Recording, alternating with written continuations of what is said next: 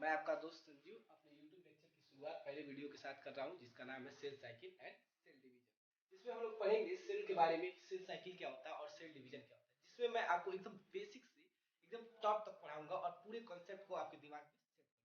तो आइए देखते हैं सेल साइकिल और सेल डिवीजन क्या होता है। देखिए, जैसा कि हम लोग बचपन से पढ़ते आ रहे हैं, सेल क्या होता है। Cell is a structural and functional unit of life. Cell क्या होता है? सेल एक structural and functional unit of life होता है। अगर आप दूसरी वर्ड में इसको कहें तो आप ये भी कह सकते हैं कि जो सेल होता है वो एक चेंबर होता है। क्या? वो एक चेंबर होता है या एक कंपार्टमेंट होता है जो क्या करता है, जो कि बाहर के इन्वायरमेंट को अंदर के इन्वायरमेंट से अलग करता है। क्या करता है? बाहर के इन्वायरमेंट को अंदर के इन्वायरमेंट से अलग। कैसे? अभी बताते हैं आपको। सेल इसको क्या बोलते हैं? कंपार्टमेंट भी बोल सकते हैं या चेंबर, कंपार्टमेंट और चेंबर। देखिए कैसे ये बाहर के इन्वायरमेंट को अंदर के इन्वायरमेंट से कैसे अलग करता है। सबसे आप इवोल्यूशन में पढ़े होंगे कि जो सबसे पहले हमारा अर्थ पे लाइफ इवॉल्व हुआ था, सबसे पहले जो सेल आया था हमारा, वो कहाँ आया था? लाइफ वो आया था पानी में। कहाँ? वाटर में। वो वाटर में आया था। तो सेल के बाहर भी पानी है, सेल के अंदर भी पानी है। क्या? सेल के बाहर भी पानी है, सेल के अंदर भी पानी है। इसको क्या बोलते हैं? साइटोप्लाज्म। साइटोप्लाज्म क्या होता है? ये फ्लूइड होता है। तो सेल के बाहर भी पानी है, सेल के अंदर भी पानी है। अब देखिए, अब ये जो हमारा है इसको हम लोग क्या बोलते हैं? वॉल को। इस वॉल को बोलते हैं हम लोग सेल मेम्ब्रेन। क्या बोलते हैं? Cell membrane. इसको हम लोग बोलते हैं सेल मेम्ब्रेन। ये किसका बना होता है? Cell membrane. क्या बोलते हैं? Cell membrane. ये जो सेल मेम्ब्रेन हमारा होता है ये किसका बना होता है? ये बना होता है हमारा लिपिड का। लिपिड एक कंपाउंड होता है। क्या होता है? लिपिड एक कंपाउंड होता है जो कि क्या होता है? हाइड्रोफोबिक होता है। क्या होता है? हाइड्रोफोबिक। हाइड्रोफोबिक का मतलब होता है वो वाटर को रिपेल करता है, मतलब पानी को अपने से दूर ढकेलता है। ठीक, तो लिपिड जो होता है वो क्या होता है? हाइड्रोफोबिक। हाइड्रोफोबिक। हाइड्रोफोबिक का मतलब वाटर को ये रिपेल करता है। इसके पास प्रॉपर्टी होती है वाटर को रिपेल करता है। ठीक है, वाटर रिपेलिंग। ठीक, और ये इस लिपिड होता है, इसके ऊपर एक स्पेशल आयन पाया जाता है जिसका नाम है फॉस्फेट आयन। क्या? फॉस्फेट आयन, जिसकी वजह से इसको हम लोग बोलते हैं फॉस्फोलिपिड। क्या? फॉस्फोलिपिड। फॉस्फोलिपिड बोलते हैं। ये हम आपको डिटेल में पढ़ाएंगे आगे, जब सेल मेम्ब्रेन को आगे हम लोग डिस्कस करेंगे। अब देखते हैं, हम लोग आगे चलते हैं। अब बात करेंगे रिक्वायरमेंट की। ऐसी कौन कौन सी रिक्वायरमेंट है जो एक सेल के अंदर होनी चाहिए। मान लीजिए अगर कोई भी सेल है तो उसके अंदर कुछ रिक्वायरमेंट होती है, तो ऐसी कौन सी चीजें हैं जिसकी रिक्वायरमेंट होनी चाहिए। आइए हम लोग आगे नेक्स्ट स्लाइड में देखते हैं।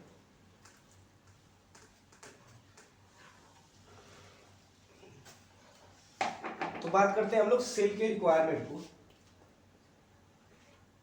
लिखेंगे requirement. Requirement of any cell. कोई भी सेल है तो उसकी कुछ रिक्वायरमेंट होती है, उस रिक्वायरमेंट को हम लोग देखेंगे कौन कौन सी ऐसी रिक्वायरमेंट है जो किसी सेल के अंदर होनी चाहिए। तो पहले हमने अभी आपको पिछले स्लाइड में मैंने बताया कि जो सेल होता है वो एक कंपार्टमेंट और चेंबर होता है। चेंबर जिसका जो वॉल होता है वो क्या होता है? वो एक मेम्ब्रेन होता है जो किसका बना होता है? लिपिड का। किसका? लिपिड का। जो क्या करता है? जो कि हाइड्रोफोबिक होता है, वाटर को रिपेल करता है, मतलब पानी को अपने आप से वो दूर ढकेलता है। तो पहला जो रिक्वायरमेंट हो जाएगा वो आपका हो जाएगा क्या? Cell membrane. क्या हो जाएगा? Cell membrane. जो फर्स्ट रिक्वायरमेंट होगा वो हमारा हो जाएगा सेल मेम्ब्रेन। अब सेकंड रिक्वायरमेंट की हम लोग बात करेंगे कि सेकंड रिक्वायरमेंट क्या होता है। तो सेकंड रिक्वायरमेंट की जब भी बात करेंगे तो सेल है, सेल के अंदर क्या होता है? डीएनए। क्या होता है? डीएनए। ये डीएनए करता क्या है? ये डीएनए क्या करता है? डीएनए जो होता है ये करता है इट स्टोर इंफॉर्मेशन। क्या? It store information. कैसा इंफॉर्मेशन बताते हैं आपको। It store information. सेल, किसी भी सेल के अंदर जितने भी केमिकल रिएक्शन, जितने भी प्रोसेस होते हैं उन सबको कराने के लिए इस डीएनए में एक इंफॉर्मेशन स्टोर होता है। उस इंफॉर्मेशन को स्टोर करता है कौन? डीएनए। डीएनए में क्या होता है? केमिकल। जैसे मान लीजिए कोई रिएक्शन है A2B P2Q R2S, तो इस रिएक्शन को करवाने के लिए इंफॉर्मेशन जो होता है वो किसके अंदर स्टोर होता है? वो स्टोर होता है हमारा डीएनए के अंदर। ठीक, तो सेकेंड नंबर पे जो हो जाएगा वो हो जाएगा हमारा क्या? डीएनए। डीएनए अब बात हम करते हैं आपको थर्ड नंबर पे। थर्ड नंबर पे देखिए क्या होता है, सेल के अंदर बहुत सारे क्या होते हैं, ऑर्गेनल्स होते हैं। क्या होते हैं? ऑर्गेनल्स। ऑर्गेनल्स कुछ होता नहीं है, चेम्बर होता है जिसके अंदर बहुत सारे रिएक्शन होते हैं और अंदर कुछ और रिएक्शन चलता है, बाहर कुछ और रिएक्शन चलता है, तो उसमें एक ऑर्गेनल होते हैं। अब देखते हैं, आइए बात ऑर्गेनल। ऑर्गेनल तो बहुत होते हैं, लेकिन जो इंपॉर्टेंट होता है, जैसे मान लीजिए राइबोसोम। राइबोसोम क्या करता है? वो प्रोटीन बनाता है। तो जो थर्ड नंबर पे हमारी रिक्वायरमेंट में आएगा किसी भी सेल में, उसमें हो जाएगा हमारा क्या? ऑर्गेनल। उसमें क्या हो जाएगा हमारा? ऑर्गेनल। ऑर्गेनल में कौन सा? मान लीजिए राइबोसोम। कौन सा? राइबोसोम। राइबोसोम क्या करता है? प्रोटीन बनाता है, फिर उस प्रोटीन से एंजाइम बनते हैं। तो हम लोग थर्ड नंबर पे आ गए ना, राइबोसोम पे। अब जो चौथा रिक्वायरमेंट की हम लोग बात करते हैं कि चौथा रिक्वायरमेंट क्या चाहिए किसी भी सेल के लिए, तो चौथा रिक्वायरमेंट क्या होगा? देखिए, चौथा रिक्वायरमेंट होगा movement across the substance. Movement across, movement of substance. क्या? एक मिनट।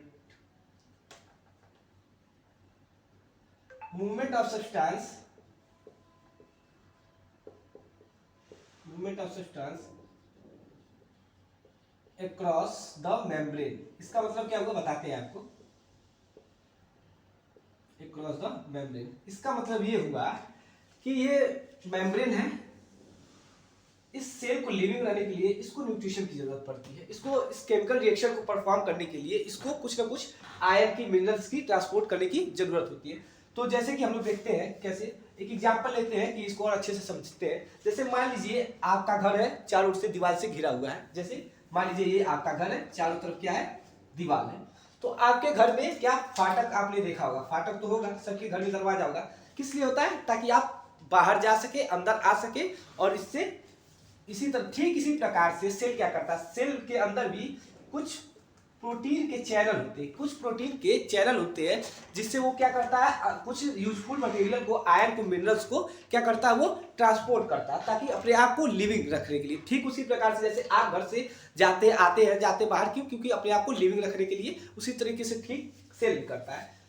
तो ये प्रोटीन के चैनल होते हैं, जो कि हम लोग आगे पढ़ेंगे क्या होते हैं। ये प्रोटीन के, इनसे क्या होता है? अब कौन से आयन, कौन से मिनरल जाते हैं, जैसे फॉर एग्जांपल में आप मान लीजिए O2 हो गया। O2 को हम लोग लेके जाते हैं, CO2 निकालते हैं और कुछ आयन्स हो जाते हैं। तो ऐसे ठीक इसी प्रकार होता है।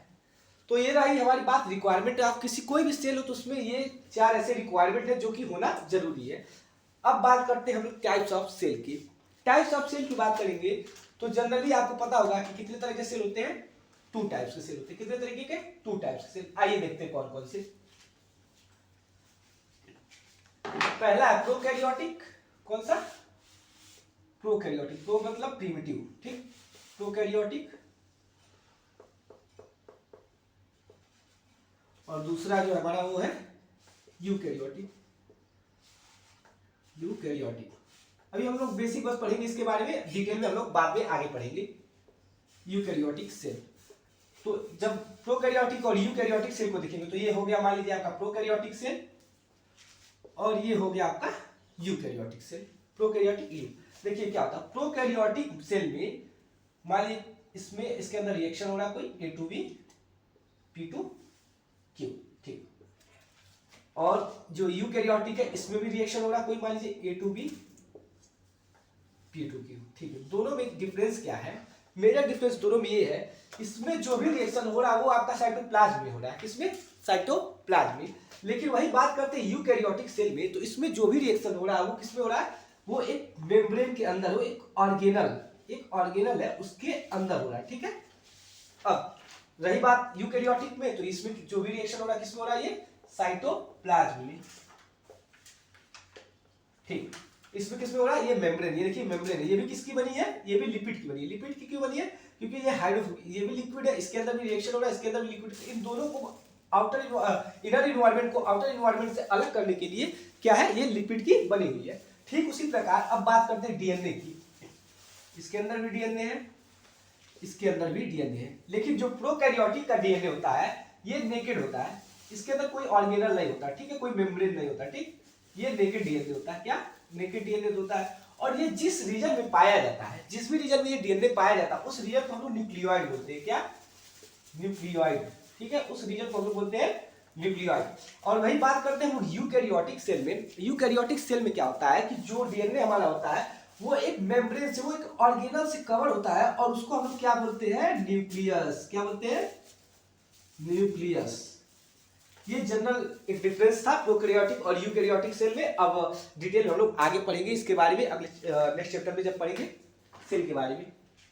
अब चलते हैं चैप्टर का स्टार्ट करते हैं cell cycle and cell division की।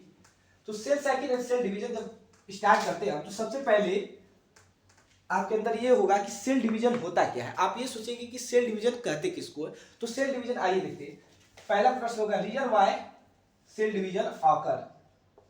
मतलब क्या रीजन है, सेल डिवीजन क्यों होता है, reason why cell division occur. ठीक, क्या रीजन है, सेल डिवीजन क्यों होता है आखिर। तो कभी भी बात करेंगे, जैसे साइंस में कोई सी भी टर्मिनोलॉजी की बात करेंगे तो सबसे पहले आप ये सोचेंगे कि कोई चीज किस चीज की बनी है, उसका काम क्या है। जैसे फॉर एग्जांपल में ये मार्कर है, इस मार्कर से ये किससे बना है, ये प्लास्टिक का बना है। इसका मेन यूज क्या है, इससे हम लोग व्हाइट बोर्ड पे क्या करते हैं, लिखते हैं। ठीक उसी प्रकार कि सेल डिवीजन होता क्यों है, आइए देखते हैं। रीजन वाई सेल डिवीजन, ये मान लीजिए कोई सेल है, आपका एक सेल है, ठीक, ये आपका एक सेल है, इसके अंदर क्या है, ये आपका डीएनए। क्या है, डीएनए। ये क्या है, डीएनए। ये क्या करता है, इट स्टोर इंफॉर्मेशन। क्या करता है, इट स्टोर इंफॉर्मेशन। ये इंफॉर्मेशन को स्टोर करता है। ठीक है, कौन से इंफॉर्मेशन को स्टोर करता है, आपको मैंने बताया जो भी इंफॉर्मेशन सेल में होते हैं किसी भी केमिकल रिएक्शन के लिए या किसी भी प्रोसेस के लिए सेल के लिए, तो वो सारे के सारे इंफॉर्मेशन किसमें, हमारे डीएनए में स्टोर होते हैं। तो ये इस डीएनए में इंफॉर्मेशन आपका स्टोर है। कैसा इंफॉर्मेशन स्टोर है, मान लीजिए किसी केमिकल रिएक्शन का इंफॉर्मेशन है इसके अंदर। ठीक है, कोई केमिकल रिएक्शन हो रहा है, ठीक है, केमिकल रिएक्शन, जैसे मान लीजिए किसी कोई भी केमिकल रिएक्शन होता है किसी एंजाइम के हेल्प से, तो उसको हम लोग बोलते हैं मेटाबॉलिक रिएक्शन। क्या, मेटाबॉलिक रिएक्शन। तो कोई भी मेटाबॉलिक रिएक्शन हो रहा है तो उसको ये उसका इंफॉर्मेशन किसके अंदर है, इस डीएनए के अंदर। तो जो ये इंफॉर्मेशन इस डीएनए के अंदर स्टोर है, इस इंफॉर्मेशन को इवॉल्व होने में, इस इंफॉर्मेशन को इवॉल्व होने में कम से कम लग गए आपको मिलियंस ऑफ ईयर। कितने, मिलियंस ऑफ ईयर लग गए, millions of year, millions of year to evolve this information. ठीक, दिस इंफॉर्मेशन आप पढ़ेंगे जब इवोल्यूशन में, तो जो मेरा पहला सेल हमारा आया था उसमें come near about 2 billion year लगा था पहला सेल अपना आने में। तो जो ये इंफॉर्मेशन जो स्टोर है इस डीएनए के अंदर, इस इंफॉर्मेशन को आने मिलियंस ऑफ ईयर लग रहे हैं। तो बताइए एक सेल को बनाने में मिलियन ऑफ ईयर्स लग रहे हैं, तो क्या हम हर बार नया सेल बनाएंगे तो मिलियंस ऑफ ईयर्स का वेट करेंगे, नहीं ना। ठीक उसी प्रकार सेल क्या करता है, सेल क्या करता है, पहले अपने डीएनए को डबल करता है। क्या करता है, अपने डीएनए का कॉपी बनाता है। ठीक है, कॉपी बनाएगा और उसको फिर क्या करेगा, 2 डॉटर सेल बना के उसके अंदर क्या करेगा, दोनों डॉटर सेल के अंदर ये डिवाइड कर देगा। ठीक, अब आगे देखते हैं।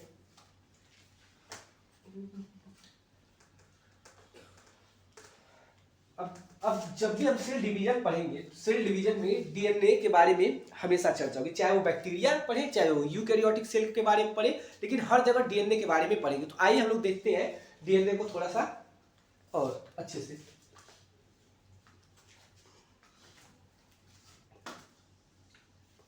ये हमारा डीएनए है, फिर उसके बाद हम लोग पढ़ेंगे क्रोमेटिन के बारे में,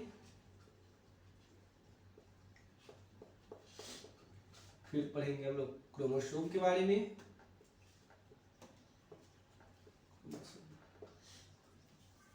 डीएनए। ये देखिए, ये आपका है डीएनए। ठीक है, ये आपका डीएनए है, ये आपका सिंगल डबल स्ट्रैंड होता है, आपको पता है। तो ये आपका पहला स्ट्रैंड है, सिंगल स्ट्रैंड,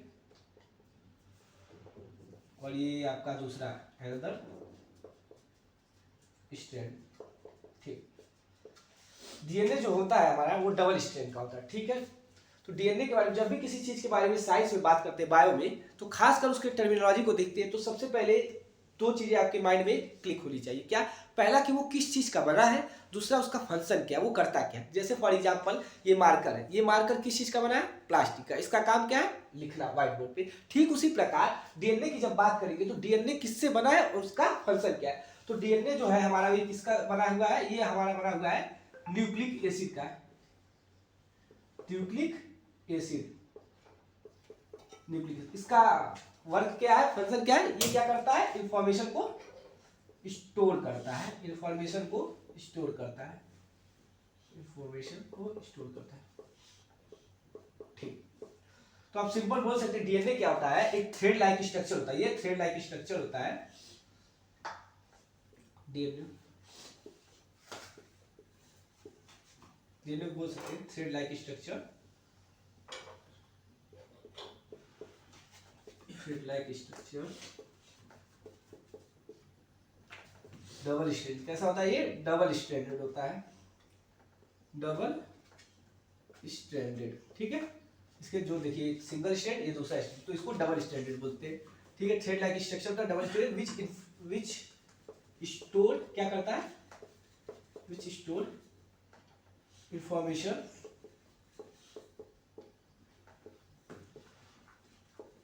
ऑफ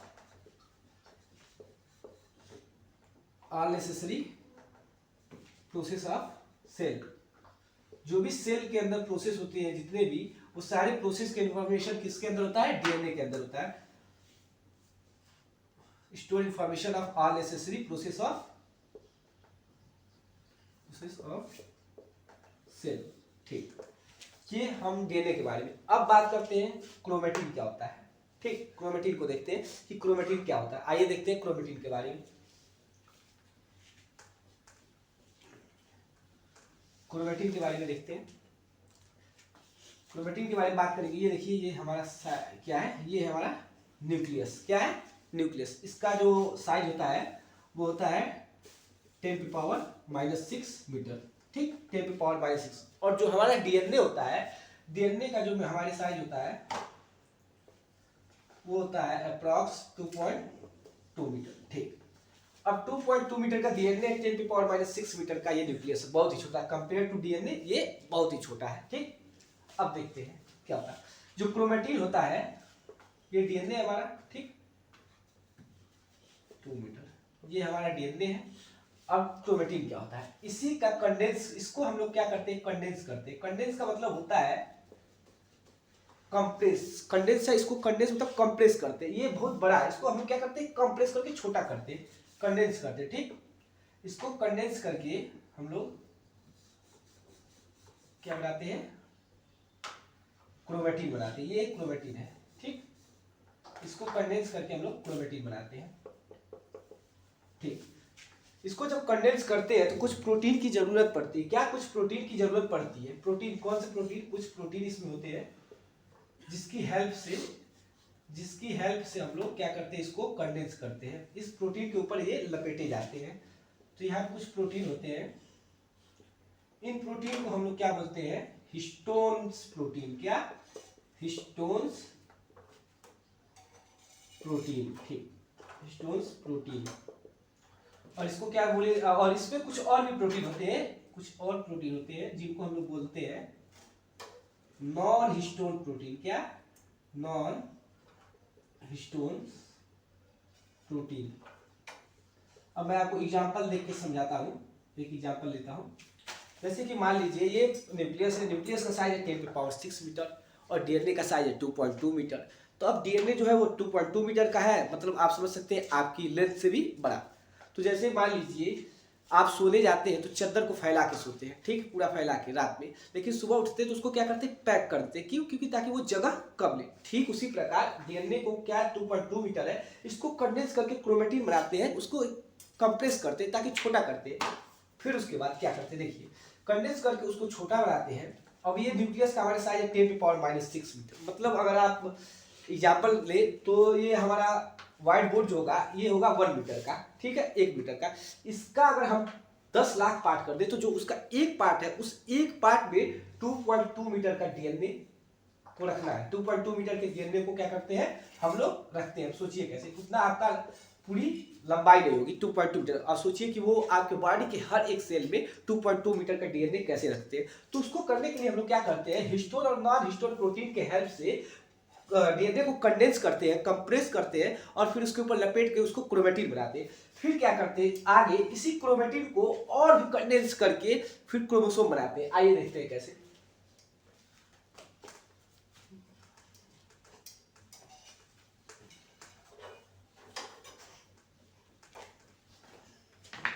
ये हमारा मान लीजिए था डीएनए, ठीक है, ये हमारा डीएनए है, ठीक, ये है डीएनए। इस डीएनए को हम लोग क्या किए, कंप्रेस किए, कंडेंस किए या कंप्रेस, ठीक है, कंडेंस करते हैं, condense with the help of histone protein, with the help of histone protein, ठीक है। हिस्टोन प्रोटीन के हेल्प से इसको हम लोग कंडेंस करते हैं, ठीक। इसको कंडेंस करके हम लोग क्या बनाते हैं, इसको हेल्प करके हम लोग बनाते हैं क्रोमेटिन, ठीक है, क्रोमेटिन बनाते हैं। ये हमारा हो गया क्रोमेटिन, ठीक है, क्रोमेटिन। इसमें क्या क्या है, इस क्रोमेटिन में क्या क्या है, इस क्रोमेटिन में डीएनए है प्लस प्रोटीन है, डीएनए है प्लस प्रोटीन है। प्रोटीन में कौन कौन सा प्रोटीन है, हिस्टोन प्रोटीन और नॉन हिस्टोन प्रोटीन है, ठीक है। अब बात करते हैं क्रोमोसोम की। तो क्रोमोसोम क्या होता है, इसी क्रोमेटिन को और ज्यादा कंडेंस करके फिर क्या करते हैं, क्रोमोसोम बनाते हैं। क्या, क्रोमोसोम बनाते हैं।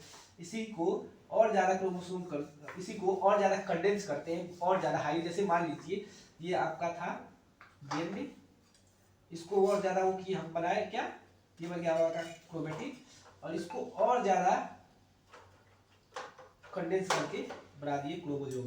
क्या बना दिए, क्रोमोसोम। ये हमारा हो गया डीएनए, ये हो गया हमारा क्रोमेटिन, ये हमारा हो गया क्रोमेटिन, और ये हो गया हमारा क्रोमोसोम।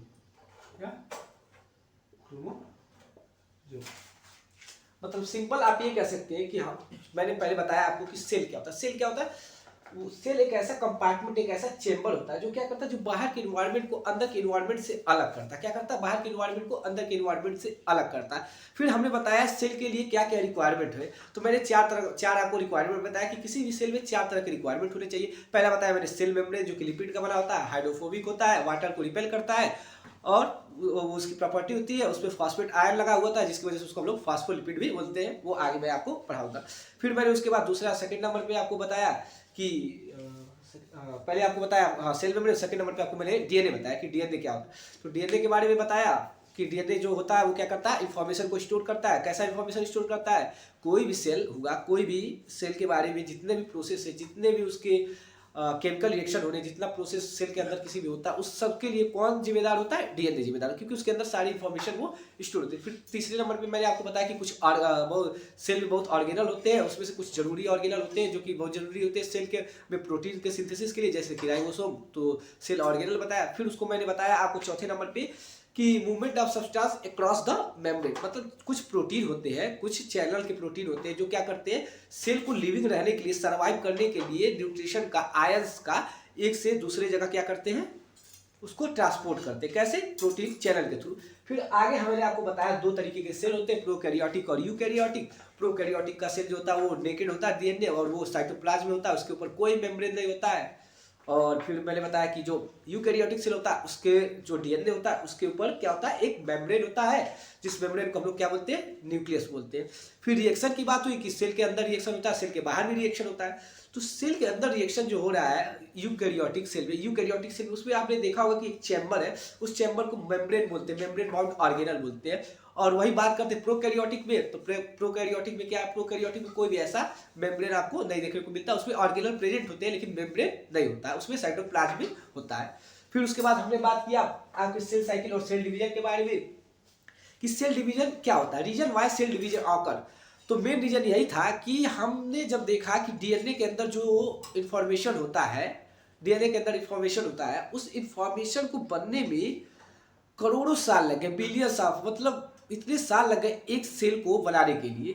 तो क्या हर सेल को बनाने के लिए इतना समय हमारे पास है, नहीं।